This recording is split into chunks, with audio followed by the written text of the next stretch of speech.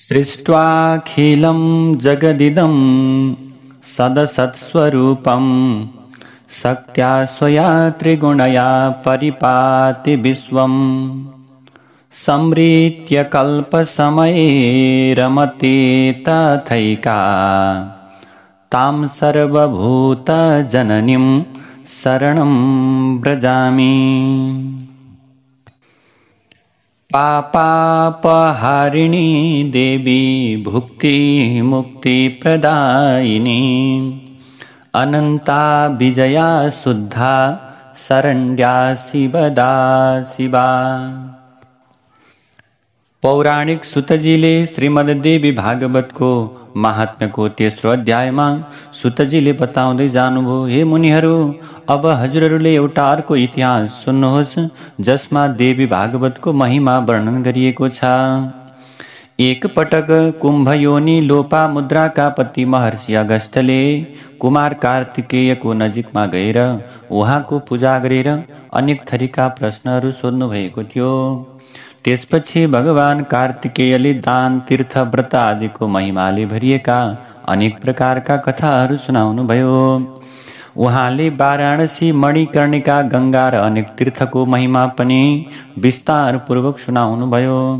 त्यो सुनेर अगस्त्य ऋषि प्रसन्न हुनुभयो र उहाँले अत्यन्त तेजस्वी कुमार कार्तिकेयसँग लोक कल्याणको इच्छाले फेरि पनि प्रश्न गर्नुभयो। अगस्त्य नाम गरेका मुनिले भन्नुहुन्छ, हे भगवान, हे तारकासुरका शत्रु, हे प्रभु, अब हजुरले मलाई देवी भागवतको महात्म्य र त्यसको श्रवण गर्ने विधि बताउनुहोस्। देवी भागवत पुराण सबै पुराणमा उत्तम छ। यसमा 3 लोककी आमा साक्षात जननी सनातनी भगवतीको महिमा बताइएको छ। यस्तो प्रकारको प्रश्नलाई सुनिसके पछाडि कार्तिकेयले भन्नुभयो, हे ऋषि, देवी भागवतको महिमालाई विस्तार पूर्वक बताउन त यो संसारमा कोही पनि समर्थ छैन, तर पनि मैले संक्षेपमा बताउने छु, हजुर सुन्नुहोस्। नित्या सच्चिदानन्द स्वरूप भएकी भोग र मोक्ष प्रदान गर्ने जगदम्बा भगवती स्वयं यस पुराणमा विराजमान हुनुहुन्छ। त्यसैले हे मुनिवर, यो देवी भागवत जगदम्बिका भगवतीको वाङ्मय मूर्ति हो। यसको पठन एवं श्रवणबाट यस लोकमा केही पनि दुर्लभ हुँदैन। विवस्वानका एक छोरा थिए, ती श्राद्धदेव नामबाट संसारमा प्रख्यात थिए। सन्तान नभएका कारण ती राजा श्राद्धदेवले वशिष्ठ मुनिको आज्ञाले पुत्रष्टि यज्ञ गरे। त्यसपछि श्राद्धदेव मनुकी पत्नी श्रद्धाले यज्ञमा वर्ण गरिएका ब्राह्मणसँग प्रार्थना गरिन्, हे ब्राह्मणदेव, हजुरले यस्तो उपाय गर्नुहोस् जुन उपायबाट मैले कन्या प्राप्त गर्न सकूँ। रानीले यसरी प्रार्थना गरिसकेपछि ब्राह्मणले पनि मनमा कन्या प्राप्ति होस् भन्ने संकल्प गर्दै आहुति दिए। यही विपरीत भावनाका कारण राजा श्राद्धदेवलाई पुत्रको सट्टामा कन्या पैदा भइन् अथवा छोरी प्राप्त भइन्।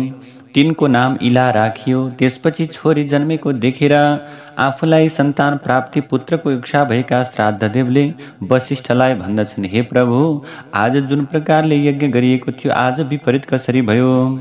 यो सुनेर महर्षि वशिष्ठले ध्यान गर्नुभयो। यसमा हवन गर्ने ब्राह्मणको विपरीत क्रिया भएको छ भन्ने थाहा पाएर वशिष्ठ ऋषि इला कन्यालाई पुत्र बनाउने कामनाले भगवान शङ्करको शरणमा जानुभयो। मुनिको तपस्या र भगवानको कृपाले सबै मानिसले हेर्दा हेर्दै ती कन्या इला पुरुषको स्वरूपमा परिणत भइन्। त्यसपछि गुरु वशिष्ठले ती बालकको संस्कार गरेर सुद्युम्न नाम भनेर राखिदिनु भयो। मनुका छोरा सुद्युम्न सबै नदीहरूको खजाना समुद्र भए झैं सबै विद्याहरूका खजाना थिए।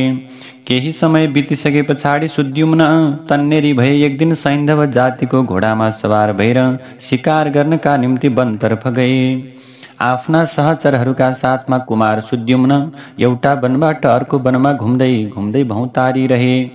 त्यसपछि संयोगले ती हिमालयको फेदीमा रहेको त्यो वनमा पुगे जहाँ कुनै समय देवताका पनि देवता भगवान शङ्कर आफ्नै पत्नी पार्वतीका साथमा बसिरहनु भएको थियो। जुन बेला भगवान पार्वती र शिवजी सँगै बसिरहनु भएको थियो प्रभु, त्यसै बेलामा भगवान शङ्करको दर्शन गर्ने इच्छाले केही ऋषिहरू त्यहाँ आए। ऋषिहरूलाई देखेर पार्वतीले अत्यन्त अप्ठ्यारो मान्नुभयो। शिव एवं पार्वतीलाई त्यसरी देखिसके पछाडि ऋषिहरू त्यहाँबाट निस्किए। त्यसपछि आफ्नी प्रियतमा पार्वतीलाई खुसी गराउनका निम्ति भगवान शिवले त्यो आफू बसेको जङ्गललाई श्राप दिँदै भन्नुभयो, आज उपरान्त जुन पुरुष यहाँ प्रवेश गर्नेछन् तिनी तत्काल महिला हुनेछन्। त्यसै बेलादेखि पुरुषहरू त्यो वनमा जान छाडे। संयोगवश त्यहाँ पुगेका श्राद्धदेवका छोरा सुद्युम्न एउटा सुन्दरी नारीका रूपमा बदलिए। उनका साथमा गएका सेवकहरू पनि महिला भए, घोडा पनि घोडी भयो। यो देखेर ती राजकुमार अत्यन्त आश्चर्यमा पर्दछन् अनि एउटा राजकुमारको सट्टा एउटी सुन्दरी राजकुमारी वनमा विचरण गरिरहेकी थिइन्। एकपटक ती सुन्दरी घुम्दै बुधको आश्रममा पुगिन्। यस्ता प्रकारले बुध र उनको प्रेम भयो। त्यसपछि त्यहाँबाट प्रभु दिनहरू बित्दै बित्दै जाँदा त्यहाँबाट एक सन्तानको जन्म भयो। त्यसपछि यसरी सबै प्रकारका कुराहरू जानेर वशिष्ठले कैलाशमा गएर भगवान शिवजीको पूजा गरेर भक्तिपूर्वक बिन्ती गर्नुभयो। वशिष्ठले भगवान शिवजीको अत्यन्त प्रकारले बिन्ती गर्नुभयो। बिन्ती गरिसके पछाडि वशिष्ठ नाम गरेका मुनिसँग भगवान शिवजी अत्यन्त प्रसन्न भएर भन्नुभयो, हे महर्षि वशिष्ठ, तिम्रो मनमा जे इच्छा छ त्यो माग। भगवानले यसो भन्नु भइसकेपछि वशिष्ठले प्रणाम गरेर इलालाई पुरुषका रूपमा परिणत गराउन प्रार्थना गर्नुभयो। त्यसपछि प्रसन्न भएर भगवानले वशिष्ठलाई यस्ता प्रकारले भन्नुभयो, अब 1 महिनासम्म ती पुरुषका रूपमा र 1 महिनासम्म नारीका रूपमा रहनेछन्। यसरी शिवजीबाट वरदान पाएर महर्षि वशिष्ठले वरदान दिनका लागि उत्सुक भगवती पार्वतीलाई प्रणाम गर्नुभयो।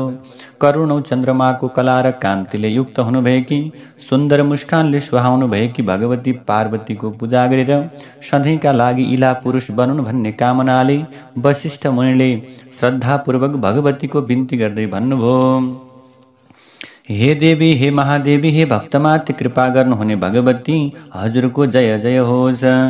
त्यसैले प्रभु हजुरमदेखि प्रसन्न हुनु पर्यो। हजुरको बिन्ती गर्न कसले सक्छ र प्रभु, अथवा हजुरको बिन्ती गर्नका निम्ति को नै समर्थ छ र? हजुरका लीलाहरू त्यति अनन्त छन्। त्यसैले म प्रभु हजुरलाई केवल प्रणाम मात्र गरिरहेको छु। यसरी महर्षि वशिष्ठद्वारा गरिएको भक्तिभावको बिन्तीले नारायणी पराम्बा दुर्गा भगवती तत्काल प्रसन्न हुनुभयो।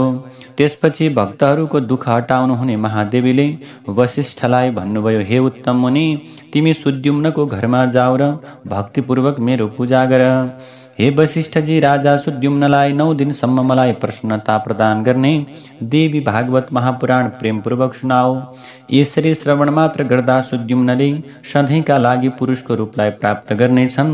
यसो भनेर भगवती पार्वती भगवान शङ्करका साथमा त्यहाँबाट अन्तर्ध्यान हुनुभयो। त्यसपछि वशिष्ठजी भगवान जानुभएको दिशातर्फ नमस्कार गरेर आश्रमतर्फ फर्किनुभयो र सुद्युम्नलाई बोलाएर देवीको आराधना गर्न आदेश दिनुभयो। आश्विन महिनाको शुक्ल पक्षमा जगदम्बा भगवतीको विधिवत पूजा गरेर वशिष्ठजीले राजा सुद्युम्नलाई नवरात्रको विधि अनुसार देवी भागवत श्रवण गराउनुभयो। यसरी अमृत स्वरूप देवी भागवत पुराणलाई भक्तिपूर्वक सुनेर गुरु वशिष्ठको पूजा वन्दना गरेर सुद्युम्नले सधैँका लागि पुरुषको रूपलाई प्राप्ति गरे। यसरी महर्षि वशिष्ठले सुद्युम्नको राज्याभिषेक गर्नुभयो र जनतालाई प्रसन्न राख्दै तिनले पनि धर्मपूर्वक पृथ्वी मण्डलमा शासन गरे। धेरै दक्षिणा दिनुपर्ने ठुला ठुला यज्ञ गरेर देवीका अनेकौं यज्ञहरू सम्पादन गरे। अन्त्यमा आफ्नो राज्य पुत्रलाई सुम्पिएर देवीको सालोक्य मुक्ति प्राप्त गरे। हे ब्राह्मणहरू, यसरी मैले हजुरलाई इतिहास सहित देवीको महिमा बताएँ। यदि कुनै मानिसले भक्तिपूर्वक यो महात्म्य पढ्दछ सुन्दछ भने त्यो देवीको कृपाले यस लोकमा सम्पूर्ण मनोरथ पूर्ण गराएर अन्तमा देवीको परम सत्य स्वरूप सालोक्य मुक्तिलाई प्राप्त गर्दछ। सुतजी महाराजले भन्नुहुन्छ, हे मुनिहरू, अलौकिक एवं विचित्र कथा सुनेर फेरि सुन्ने इच्छा गर्नुभएका अगस्त्य ऋषिले नम्रतापूर्वक भगवान कार्तिकेयसँग प्रश्न गर्नुभयो। अगस्त्यले भन्नुहुन्छ, हे देवताका सेनापति, हे मेरा आदरणीय गुरु, मैले यो विचित्र कथा सुने। अब हजुरले देवी भागवतको अर्को कुनै महात्म्य मलाई बताउनुहोस्। तब यो कुरालाई सुनिसके पछाडि कार्तिकेयले भन्नुहुन्छ, हे मित्रा, वरुणबाट प्रकट हुनुभएका महर्षि, अब हजुरले अर्को कथा सुन्नुहोस्, जुन ग्रन्थको एक अंशमा भागवतको महिमा बताइएको छ र धर्मको विस्तृत वर्णन गरिएको छ, जसमा गायत्रीको प्रसङ्ग आरम्भ गरेर अन्त्यमा गायत्रीको महिमा बताइएको छ। त्यस ग्रन्थलाई देवी भागवत भनेर जान्नु पर्दछ। यो पुराण देवी भगवतीको महिमाले परिपूर्ण भएका कारण देवी भागवत भनेर भनिन्छ। परा भगवती ब्रह्मा विष्णु र शङ्करकी पनि पूजनीया एवं आराध्या हुनुहुन्छ। ऋतवाक नामबाट विख्यात एक अत्यन्त बुद्धिमान मुनि थिए। रेवती नक्षत्रको अन्तिम भाग गण्डान्त योगमा उनको घरमा समय अनुसार एउटा पुत्र पैदा भयो। ऋतवाक मुनिले त्यस पुत्रको जातकर्म आदि क्रिया, चौल संस्कार एवं व्रतबन्ध आदि संस्कार पनि विधिपूर्वक सम्पन्न गरे। जुन दिन महात्मा ऋतवाकको घरमा त्यो छोरा पैदा भयो, त्यसै दिनदेखि ती ऋषि शोक र रोगले ग्रस्त हुन थालेर क्रोध र लोभले उनलाई धेरै र अत्यन्त प्रकारले धेरै घेर्न थाल्यो। र त्यस बालकलाई जन्म दिने माता पनि अनेक रोगले ग्रस्त भएर सधैँ शोकले आकुल एवं दुखी हुन लागिन्। यस्तो परिस्थिति अनुभव गरेर मुनि ऋतवाक अत्यन्त दुखी एवं चिन्तित भएर विचार गर्न थाले, यस्तो कुन कारण होला कि मेरो घरमा यस्तो अत्यन्त दुर्बुद्धि पुत्र पैदा भयो। जब त्यो बालक तन्नेरी बन्यो, त्यसले कुनै यस्ता प्रकारले के गर्न थाल्यो, विभिन्न प्रकारका व्यक्तिहरूलाई हरण गर्न थाल्यो। अर्काकी पत्नीलाई बलपूर्वक हरण गरेर ल्यायो।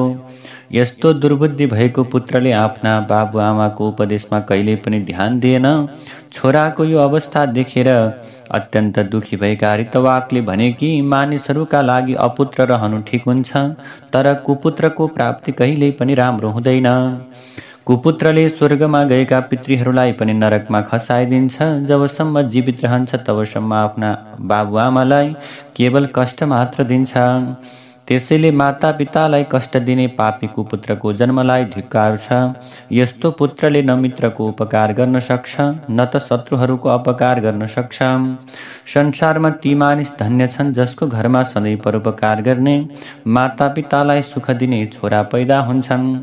कुपुत्रले कुल नष्ट हुन्छ, कुपुत्रले गर्दा यश पनि नष्ट हुन्छ र कुपुत्रका कारण लोक र परलोकमा पनि दुःख तथा नरकको यातना भोग्नु पर्दछ। कुपुत्रले कुल नष्ट हुन्छ, दुष्ट प्रभु पति पत्नीका कारण जीवन नष्ट हुन्छ, विकारयुक्त भोजन गर्नाले दिन व्यर्थै जान्छ र दुष्ट मित्रबाट सुख प्राप्त हुँदैन। तब कार्तिकेयले भन्नुभयो, हे अगस्त्य मुनि, आफ्नो दुष्ट छोराको दुराचारबाट अत्यन्त सन्तप्त भएका ऋतवाकले कुनै दिन गर्ग ऋषिको नजिकमा गएर मनको कुरा सोधे। ऋतवाकले भने, हे गर्ग ऋषि, हे ज्योतिष शास्त्रका आचार्य, म हजुरसँग आफ्ना छोराको नराम्रो स्वभावको विषयमा सोध्न चाहन्छु। हजुरले मलाई त्यसको उत्तर दिनुहोस्। गुरुको निरन्तर सेवा गर्दै मैले विधिपूर्वक वेदको अध्ययन गरेर ब्रह्मचर्य व्रत पुरा गरेर विधि विधानका साथमा विवाह गरेँ। आफ्नी पत्नीका साथमा मैले गृहस्थ धर्मलाई राम्ररी पालन गरेँ र विधिपूर्वक पञ्चमहायज्ञको अनुष्ठान पनि गरेँ। हे गर्गमुनि, नरक प्राप्तिको डरबाट बच्नको लागि छोरा जन्माउने इच्छाले मैले विधिवत गर्भाधान संस्कार पनि गरेको थिएँ। मैले मेरी पत्नीसँग प्रभु विषय भोगको आनन्दकाल निम्ति गर्भाधान गरेको थिइन। हे मुनिवर, दुःखदायक माता पिता प्रति उद्दण्ड रहने र बन्धु र बान्धवलाई पीडा दिने त्यो मेरो छोरा के दोषले हो प्रभु, अथवा मेरो दोषले हो कि पत्नीको दोषले हो, यो प्रभु बताइदिनु पर्यो। त्यसपछि ज्योतिष शास्त्रका ज्ञाता गर्गाचार्यले ऋतवाक मुनिको वचनलाई सुनेर सबै कारणहरूमाथि राम्ररी विचार गर्दै भन्दछन्। गर्गाचार्यले भन्नुभयो, हे मुनि, यसमा हजुरको दोष छैन, बालककी आमाको पनि दोष छैन र कुलको पनि दोष छैन। रेवती नक्षत्रको अन्तिमको 2 घडी भागलाई गण्डान्त योग भनिन्छ। त्यसमा पैदा भएकाले नै यो बालक दुष्ट एवं उद्दण्ड हुन गएको हो। हे मुनि, अशुभ समयमा हजुरले छोरा पैदा भएको छ, यो हजुरको सन्तान, त्यसैले त्यो तपाईँका लागि दुःखदायक बनेको छ, यसमा अरू कुनै कारण छैन। त्यसैले हे मुनि, यस दुःखलाई शान्त गर्न हजुरले प्रयत्नपूर्वक सम्पूर्ण दुर्गति नाश गर्नुहुने कल्याणी जगदम्बा दुर्गा भगवतीको आराधना गर्नुहोस्। गर्गाचार्यको वचनलाई सुनेर ऋतवाक मुनिलाई अत्यन्त क्रोध उठ्यो र उनी मूर्छित भए। तिनले रेवती नक्षत्रलाई श्राप दिनै भने त्यो नक्षत्र आकाशबाट भुइँमा खसोस्। ऋतवाक मुनिले श्राप दिनासाथ आकाशमा चम्किरहेको रेवती नक्षत्र मानिसहरूले हेर्दा हेर्दै आकाशबाट कुमुद पर्वतमा खस्यो। रेवती नक्षत्र कुमुद पर्वतमा खसेका कारण त्यो पर्वत रैवतक नामबाट प्रसिद्ध भयो। त्यो दिनदेखि त्यो पर्वत पनि अत्यन्त रमणीय देखियो। रेवतीलाई श्राप दिएर ऋतवाक मुनिले महर्षि गर्गद्वारा बताइएको विधि अनुसार भगवतीको राम्ररी आराधना गरेर सुख र सौभाग्य प्राप्त गरेका थिए। कार्तिकेयले भन्नुहुन्छ, हे अगस्त्य मुनि, त्यस रेवती नक्षत्रको महान तेजबाट कुमुद पर्वतमा एउटी कन्या पैदा भइन्। ती अत्यन्त रूपवती भएका कारण मानिसहरूका नजर दोस्री लक्ष्मी झैं मानिएकी थिइन्। यसरी रेवती नक्षत्रको कान्तिबाट प्रकट भएकी ती कन्यालाई देखेर कुमुद पर्वतमा आश्रम बनाई बसेका मुनिहरू प्रचुर अत्यन्त प्रसन्न भए र उनीहरूले कन्याको नाम रेवती नै राखिदिए। त्यसपछि ब्रह्मर्षि प्रमुचले ती कन्यालाई कुमुदाचलमा रहेको आफ्नो आश्रममा लिएर आएर छोरी झैं ती कन्याको धर्मपूर्वक पालन पोषण गरे।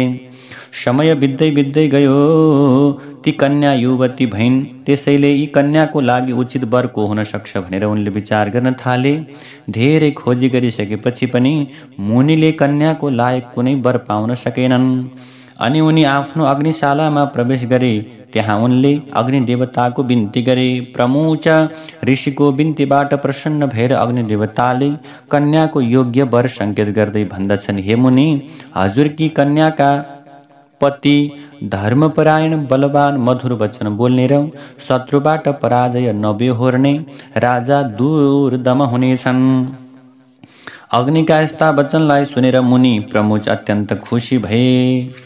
यसरी संयोगले त्यसै बेला शिकारको न्युले दुर्दम नामक प्रतिभाशाली राजा प्रमुच मुनिको आश्रममा आइपुगे। बलवान र अत्यन्त गहकिलो ओजले सम्पन्न प्रियव्रतको वंशका राजा दुर्दम विक्रमशीलका पुत्र थिए र कालिन्दीको गर्भबाट पैदा भएका थिए।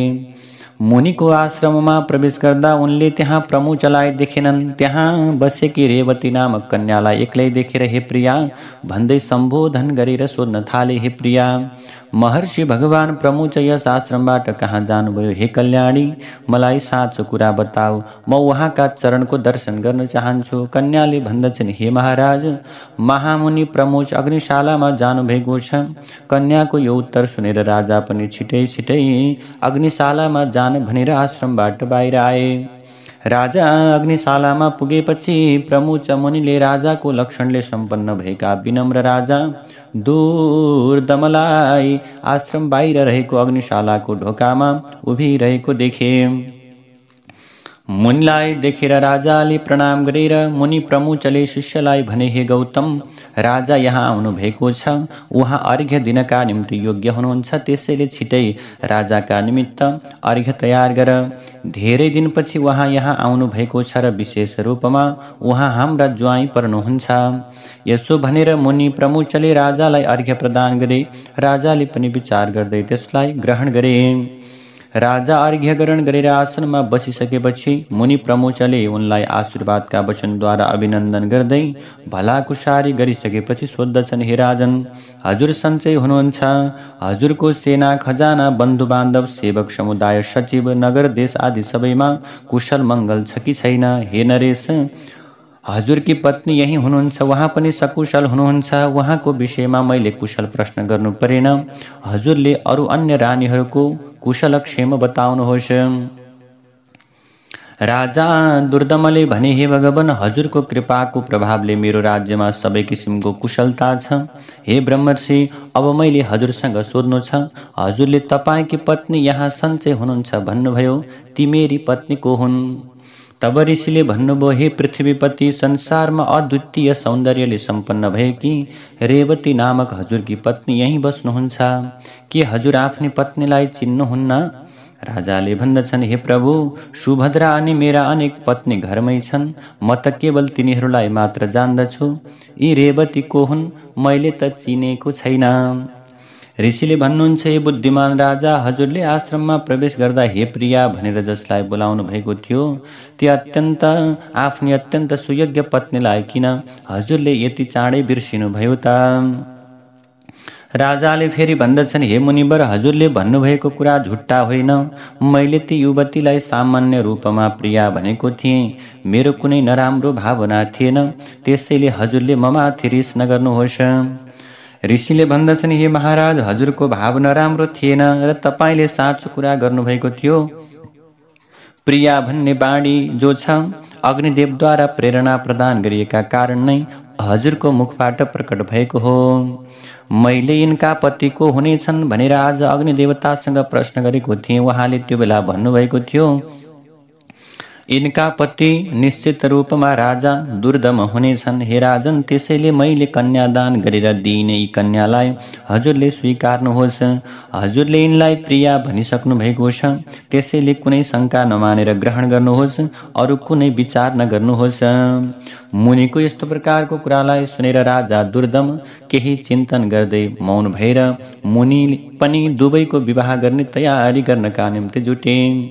त्यसपछि विवाहका लागि मुनिलाई तत्पर भएको देखेर ती कन्या रेवतीले भन्दछन्, हे पिताजी, हजुरले मेरो विवाह गर्न चाहनुहुन्छ भने अरू नक्षत्रमा नगरी रेवती नक्षत्रमा नै मेरो विवाह गराउनुहोस्। ऋषिले भन्दछन्, हे छोरी, विवाह गर्न योग्य अरू धेरै नक्षत्र छन्। रेवती नक्षत्रमा कसरी विवाह गर्न सकिन्छ र? किनकि रेवतीलाई त ऋतवाक मुनिले श्राप दिएर आकाशबाट जमिनमा खसालिदिएका छन्। कन्याले भन्दछन्, रेवती नक्षत्र बाहेक अरू कुनै नक्षत्र पनि मेरो विवाहका लागि उचित छैन। त्यसैले मेरो प्रार्थना छ कि प्रभु, हजुरले जसरी भए पनि मेरो विवाह रेवती नक्षत्र भएको समयमा गर्नुहोस्। ऋषिले भन्दछन्, प्राचीन समयमा मुनि ऋतवाकले रेवती नक्षत्रलाई पृथ्वीमा खसाइदिएका थिए। अन्य नक्षत्रमा विवाह गर्न तिमीलाई मन छैन भने अब तिम्रो विवाह कसरी हुन्छ त? कन्याले भन्दछन्, हे पिताजी, के ऋतवाक मात्रै तपस्वी हुन्? उनले मात्रै के तपस्या गरेका छन् र? के हजुरले मन वचन कर्मबाट त्यस्तो तपस्या गर्नुभएको छैन र? हे पिताजी, मैले हजुरको तपस्याको शक्ति चिनेकी छु। हजुरले संसारको सृष्टि पनि गर्न सक्नुहुन्छ। त्यसैले हजुरले आफ्नो तपस्याको प्रभावले पृथ्वीमा खसेको रेवती नक्षत्रलाई आकाशमा स्थापित गरेर त्यसै नक्षत्रमा मेरो विवाह गरिदिनुहोस्। ऋषिले भन्दछन्, हे छोरी, तिम्रो कल्याण होस्। तिमीले त्यसो भन्दछौ भने म त्यसै गर्नेछु। तिम्रो हितका लागि मैले आज नै रेवती नक्षत्रलाई सोम मार्ग अर्थात् नक्षत्र मण्डलमा स्थापित गरिदिनेछु।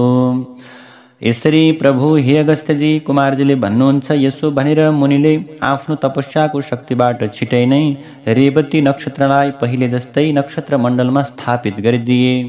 त्यसपछि मुनि प्रमुचले रेवती नक्षत्रमा विवाहको विधि अनुसार आफ्नी कन्या रेवतीलाई राजा दुर्दमका हातमा सुम्पिदिए। यसरी कन्याको विवाह सम्पन्न गरेपछि मुनिले राजालाई भने, हे वीर, हजुरको अभिलाषा के छ मलाई बताउनुहोस्, म त्यसलाई पूरा गर्नेछु। तब राजाले भन्दछन्, हे मुनिवर, म स्वयम्भुव मनुको वंशमा पैदा भएको छु। मेरो यही इच्छा छ कि हजुरको कृपाबाट मैले मनमन्तरको अधिपति पुत्र प्राप्त गरौँ। मुनिले भन्दछन्, हजुरको त्यस्तो अभिलाषा छ भने हजुरले भगवती दुर्गाको आराधना गर्नुहोस्। यसो गर्नाले हजुरको पुत्र अवश्य नै मनमन्तरको अधिपति हुनेछ। पञ्चम पुराण श्रीमद्देवी भागवतलाई 5 पटक श्रवण गरेपछि हजुरले आफूले चाहे अनुसारको सन्तान प्राप्त गर्नुहुनेछ। रेवतीको गर्भबाट उत्पन्न भएका कारण रैवत नाम गरेका हजुरका छोरा पाँचौं मनोवेद ज्ञाता, शास्त्रको तत्त्व जान्ने, धर्मनिष्ठ र अपराजेय हुनेछन्। मुनि प्रमुखले यसो भनिसकेपछि प्रसन्न भएर प्रतिभाशाली राजा दुर्दमले मुनिलाई प्रणाम गरेर आफ्नी नवविवाहिता पत्नी रेवतीका साथमा आफ्नो नगरतर्फ प्रस्थान गरे। महामती राजा दुर्दमले आफ्ना बाबु बाजेको परम्पराबाट प्राप्त भएको राज्यमा शासन गरेर ती धर्मात्मा राजाले आफैले जन्माएका छोराछोरी झैं प्रजाहरूको लालन पालन गरे। एकपटक राजा दुर्दमको घरमा महात्मा लोमस ऋषि आउनु भएको थियो। राजाले प्रणाम गरेर विधिपूर्वक पूजा गरेर दुवै हात जोडेर भन्दछन्। राजाले भने, हे भगवान, हे लोमस मुनि, हजुरले ममाथि कृपा गर्नु भएमा म छोरा जन्माउने इच्छाले हजुरको मुखारविन्दबाट देवी भागवत नामक पुराण श्रवण गर्न चाहन्छु। राजाको प्रार्थना पूर्वक त्यो वचनलाई सुनेर लोमस मुनि प्रसन्न भएर भन्दछन्, हे राजा, हजुर धन्य हुनुहुन्छ, किनकि तिनै लोककी आमा देवी भगवतीमा हजुरलाई यस्तो भक्ति लागेको रहेछ। देवता, दानव र मानवहरूद्वारा आराधना गरिनुहुने परा भगवती जगदम्बामा यदि हजुरको भक्ति उत्पन्न भएको छ भने हजुरको कार्य सिद्धि अवश्य पनि हुनेछ। त्यसैले हे राजा, मैले हजुरलाई देवी भागवत पुराण सुनाउने छु, जुन पुराणको श्रवण मात्रले कुनै पनि कुरा अप्राप्य भन्ने हुँदैन, सबै कुरा प्राप्त हुन्छ। मुनि लोमसले कुनै उत्तम दिनमा, हे राजा, अब तपाईले देवी भागवत सुन्नुहोस् भनेर सम्बोधन गरेर सुनाउन थाले। राजाले पनि आफ्नै रानीका साथमा 5 पटकसम्म देवी भागवत महापुराणको विधिवत श्रवण गरेका थिए। कथा समाप्ति भएको दिन धर्मात्मा राजा दुर्दमले अत्यन्त खुसी हुँदै देवी भागवत महापुराण र लोमस मुनि दुवैको पूजा गरे। राजाले 9 अक्षरको नवार्ण मन्त्रद्वारा हवन गरेर कुमारी कन्याहरूलाई भोजन गराएर पत्नीसहित ब्राह्मणहरूलाई धेरै दक्षिणा एवं दान दिएर सन्तुष्ट तुल्याए। केही समय बितिसकेपछि भगवतीको कृपाबाट दुर्दम राजाकी रानी रेवतीले लोक कल्याण गर्ने गर्भ धारण गरिन्। त्यसपछि सम्पूर्ण ग्रह नक्षत्र आफ्नो आफ्नो ठाउँमा रहेको उत्तम समयमा र विभिन्न थरीका मङ्गल उत्सव मनाइएको समयमा रेवतीले पुत्र पैदा गरिन्। पुत्र जन्मको समाचार सुनेर राजा दुर्दम निकै खुसी भएर उनले स्नान गरेर सुवर्ण कलशको जलद्वारा नवजात पुत्रको जातकर्म आदि संस्कार सम्पन्न गरे। त्यसपछि राजाले विधिपूर्वक दान दिएर ब्राह्मणहरूलाई सन्तुष्ट तुल्याए। छोरा बढ्दै गइसकेपछि छोराको व्रतबन्ध संस्कार गरेर राजाले आफ्ना छोरालाई वेदाङ्ग सहित वेदहरूको अध्ययन गराए। यसरी राजाको त्यो रैवत नामक तेजस्वी छोरा समग्र विद्याहरूको खजाना, धर्मात्मा, शस्त्र अस्त्र चलाउनका निम्ति श्रेष्ठ, धर्मको वक्ता र पालनकर्ता हुन गयो। त्यसपछि ब्रह्माजीले त्यस रैवत नामक राजकुमारलाई मनुको पदमा नियुक्त गर्नुभयो र ती राजकुमार मनवन्तराधिपतिका रूपमा रहेर धर्मपूर्वक पृथ्वीमा शासन गर्न थाले। यसरी मैले देवी भागवतको प्रभाव कस्तो छ भन्ने कुरा संक्षेपमा वर्णन गरेँ। देवी भागवतको महिमालाई विस्तारपूर्वक वर्णन गर्ने सामर्थ्य कसैसँग छैन। तब सुतजीले भन्नुहुन्छ, ऋषिहरू, यसरी देवी भागवतको महिमा र विधि सुनेर अगस्त्यजी कार्तिकेयको पूजा गरेर आफ्नो घरतर्फ प्रस्थान गर्नुभयो। हे ब्राह्मणहरू, मैले हजुरहरूका समक्षमा श्री देवी भागवतको महात्म्य बताएँ। जुन मानिसले यस महात्म्यको श्रद्धाका साथमा श्रवण र पाठ गर्दछ त्यस मानिसले यस लोकमा सम्पूर्ण सुख भोग गरेर अन्त्यमा मोक्ष प्राप्त गर्दछ। जय जय श्री स्कन्द पुराणी मानसखण्डे श्रीमद् देवी भागवत महात्म्ये रैवतक नाम मनुपुत्रोत्पत्ति वर्णनम नाम चतुर्थोऽध्यायः। नारायण हरि हरि। ओम सर्वचैतन्य रूपां तां आद्यां विद्यां च धीमहि बुद्धिं यानः प्रचोदयात्। ओम ह्रीं भुवनेश्वर्यै नमो नमः।